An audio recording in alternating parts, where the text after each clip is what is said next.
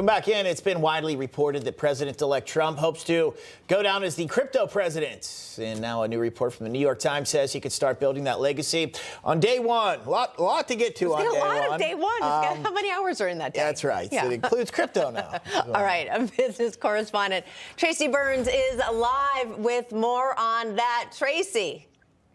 Yeah, that's funny. Yeah, so President-elect Trump is proposing that we start to stockpile Bitcoin, much in the same way we created the Strategic Petroleum Reserve back in 1975, where we have a lot of oil on hand in case of emergency. The president is suggesting, or the president-elect, I should say, is suggesting that we do the same with Bitcoin. He suggested this back in July in Nashville. Let's take a listen. This afternoon, I'm laying out my plan to ensure that the United States will be the crypto capital of the planet and the Bitcoin superpower of the world, and we'll get it done.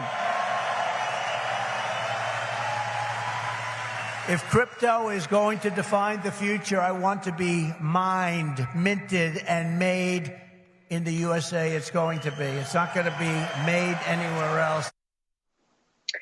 So like all things, there are pros and cons to this. So now on the pro side, buying Bitcoin actually could strengthen the dollar as the world's reserve currency, basically cementing our leadership in the global financial system.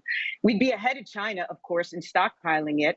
And by exerting some control over Bitcoin, we could actually potentially protect it and prevent it from falling into the hands of the wrong users. Because right now, you and I both know this is on the black market all over the place. Clearly, there are skeptics out there as well.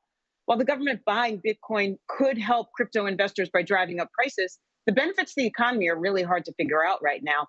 The reserve could actually carry economic risks. Establishing a reserve would commit the government and taxpayers basically to backing Bitcoin, which is a risky asset right now. And lastly, Bob and Katrina, I will say this, the fund would provide speculators some assurance that when and if a crash in Bitcoin does come, the government might be right there to pick up the pieces, and that's not so great either. So we'll have to see where this goes, and we'll have to see how it plays out at the end. But it is certainly, as you mentioned, on his list of things to do on the first day.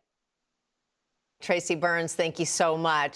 Fascinating stuff. It really is. Yeah, okay, I've got a lot to learn. All right, and for more on this, let's bring in crypto educator, perfect, and podcast host Randy Hipper. Time to learn. We also hear Foundation Budget Policy Director at the Heritage Foundation, Richard Stern. Welcome to both of you. All right, Randy, again, I look to you every time you're on as a crypto educator to educate me and our viewers. So this idea of stockpiling Bitcoin, good or bad? It might be the best idea our government has ever had. It seems as though we've had a lot of detriment to the U.S. dollar, especially you look at states that are looking to have a Bitcoin reserve themselves. Representatives from Oklahoma and Texas are saying, hey, we have inflated away the dollar. We need to protect the purchasing power of our citizens. This is what it's all about. Now, our government, under this Bitcoin Act and a strategic Bitcoin reserve, would acquire 1 million Bitcoin over the course of 5 years. That's 200,000 Bitcoin per year.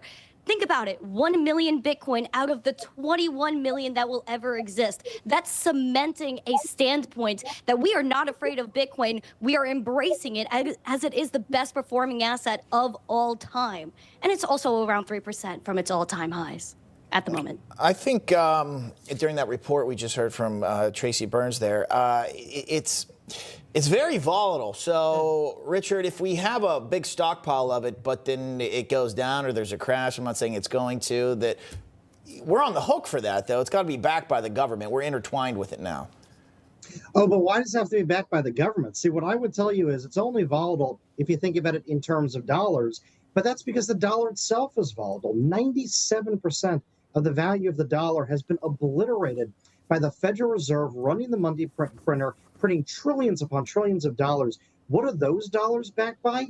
Nothing. You might say full faith and credit, but how much faith do any of us have in the government these days? How much credit does the government have that it's earned legitimately with any of the American populace? And so this move towards Bitcoin and frankly, the move towards gold and silver and other cryptocurrencies beyond Bitcoin is a move towards assets that are knowable, that are finite, that are not under the control of the U.S. government or any other government, that can't just be printed